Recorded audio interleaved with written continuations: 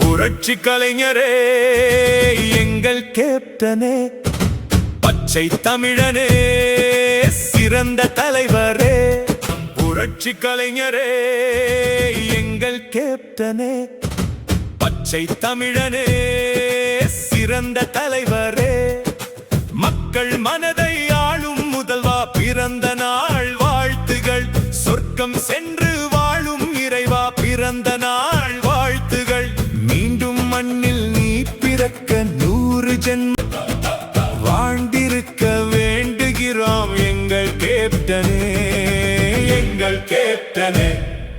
புரட்சி கலைஞரே எங்கள் கேப்டனே, பச்சை தமிழனே சிறந்த தலைவரே.